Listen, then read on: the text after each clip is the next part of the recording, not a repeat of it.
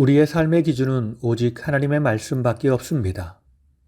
어떤 사람은 사람의 말도 중요한 것으로 생각하여 생명을 걸고 지키는 사람도 있는데, 우리가 하나님의 백성, 하나님의 자녀라면 하나님의 말씀을 생명처럼 여기고 그 말씀에 순종하며 살아야 합니다.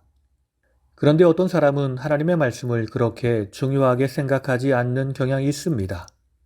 오늘 우리는 하나님의 말씀을 생명처럼 여기고 그 말씀에 순종하여 우리의 삶을 통해 하나님의 살아계심을 선포하는 복된 날이 되길 예수님의 이름으로 간절히 축원합니다.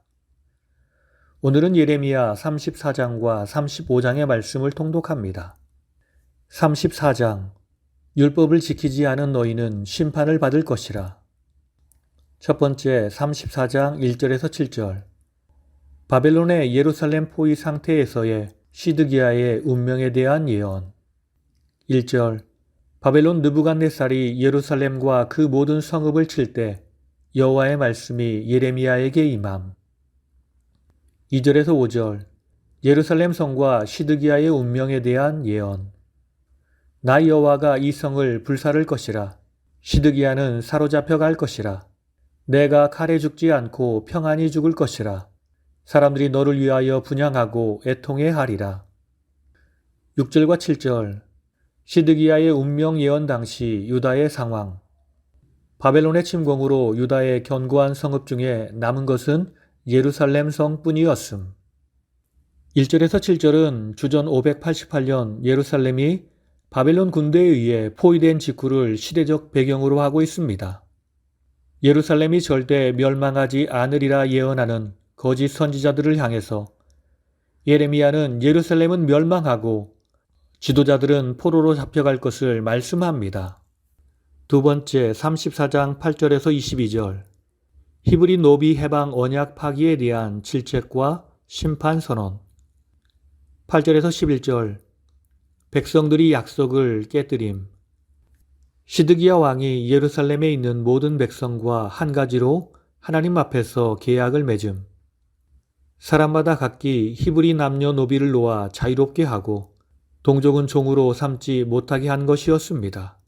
처음에는 모든 사람이 순복하였으나 그들의 뜻이 변개하여 다시 노비를 끌어다가 노비로 삼았습니다. 12에서 16절. 히브리 노비 해방 언약 파기에 대한 책망. 여호와의 말씀이 예레미야에게 임함. 율법의 동족의 노비 규정은 6년은 일할 수 있으나 7년째는 해방을 주어야 함. 그러나 조상 때부터 그 약속을 지키지 아니하였음. 시드기야 시대의 사람들이 처음에는 그 율법을 지킨다고 약속하였으나 후에 그 약속을 깨뜨림. 17에서 21절. 히브리 노비 해방 언약 파기에 따른 심판 선언. 내가 너희를 칼과 전염병과 기근에 붙이리라. 약속을 깨뜨린 그들은 원수의 손에 넘김에 그들의 시체가 공중의 새와 땅의 들짐승의 먹이가 될 것이라. 시드기야 왕과 고관들은 포로로 잡혀가리라. 22절. 예루살렘과 유다 성읍 전반의 함락과 황폐 선언. 그들이 이 성을 쳐서 빼앗아 불사를 것이라. 유다의 성읍들을 주민이 없는 처참한 황무지가 되게 하리라. 34장 8절에서 22절은 예루살렘을 포위했던 바벨론 군대가 유다의 원군 요청을 받은 애굽 군대의 진격으로 잠시 예루살렘에 대한 포위를 풀었던 주전 587년을 배경으로 하고 있습니다. 여기서 예레미야는 동족 출신의 노비 해방 언약을 파기한 것에 대해서 하나님께서 언약의 파기로 인하여 하나님의 이름을 더럽힌 유다 백성들을 이 민족을 통하여 심판하시겠다라고 선언하시는 말씀입니다. 35장. 약속을 지키며 사는 레갑 족속과 말씀을 거역하는 유다 백성. 1절에서 2절. 성전으로 레갑 족속을 초청하여 포도주를 제공하라. 여호야김 시대에 여호와의 말씀이 예레미야에게 임함. 레갑 사람들을 여호와의 집 한 방으로 데려다가 포도주를 마시게 하라. 3절에서 5절. 예레미야가 레갑 족속을 초청하여 포도주를 제공하다. 예레미야가 모든 레갑 사람들을 데리고 하나님의 사람 하난의 아들들의 방에 들임. 예레미야가 레갑 사람들의 후손들에게 포도주를 주며 마시라 권함. 6절에서 11절 레갑 족속이 포도주를 사양함. 선조 요나답의 유운에 순종하는 것임. 11절 자신들이 임시로 예루살렘에 거하는 이유를 설명함. 바벨론 느부갓네살이 이 땅에 올라왔을 때부터 예루살렘으로 이주하였다고 함. 12에서 17절 선조의 유운에 순종하는 레갑 족속과 하나님의 말씀에 불순종하는 유다의 태도에 대한 대조와 심판 선언. 유다 백성들은 아무리 좋은 말로 권면해도 순종하지 아니하는도다. 이들에게 재앙을 내릴 것이라. 18에서 19절 레갑 족속을 향한 영원한 보호와 인도하심의 축복 선언. 레갑의 아들 요나답에게서 내 앞에 설 사람이 영원히 끊어지지 아니하리라.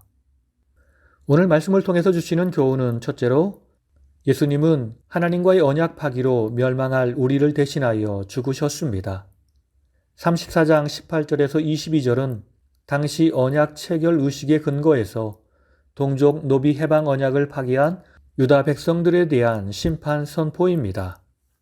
고대 근동 지역에서는 언약을 체결할 때 언약의 당사자들은 짐승을 잡아 둘로 쪼개고 그 사이를 지나갔습니다.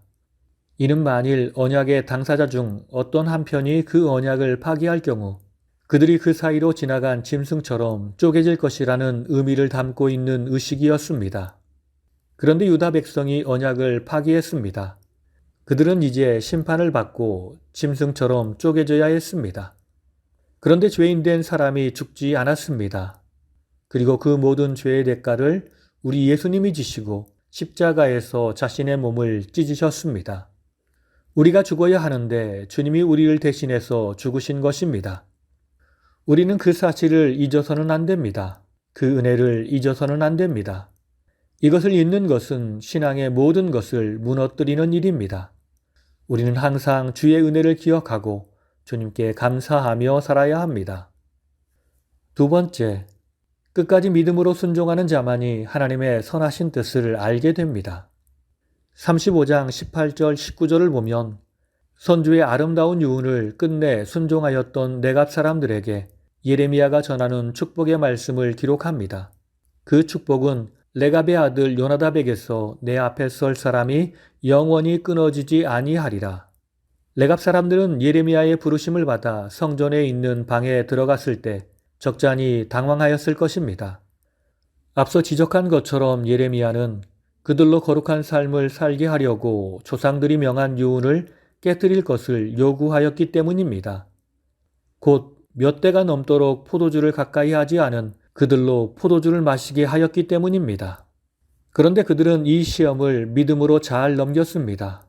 선주의 유운을 지키고 그 유운대로 살 것을 선포합니다.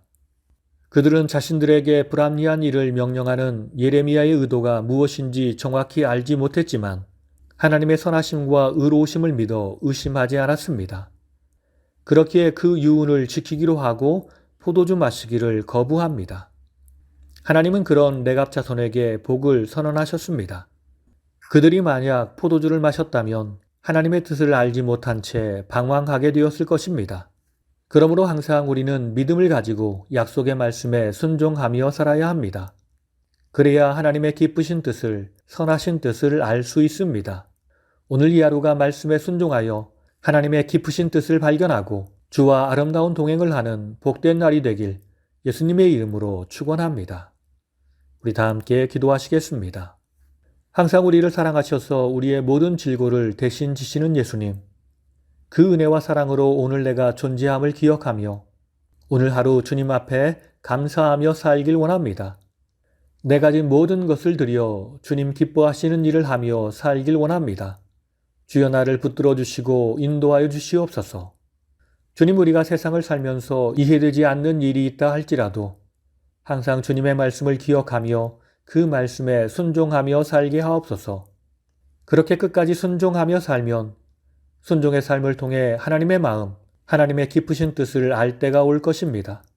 그때까지 포기하지 않고 묵묵히 말씀의 길을 따라가게 하옵소서. 오늘 내가 만나는 모든 사람에게 사랑으로 우리와 함께 하시는 주님, 말씀으로 우리와 함께 하시는 주님을 사랑의 모습으로, 말씀에 순종하는 모습으로 증거하며 살게 하옵소서. 우리와 동행하시는 예수님의 이름으로 기도드립니다. 아멘.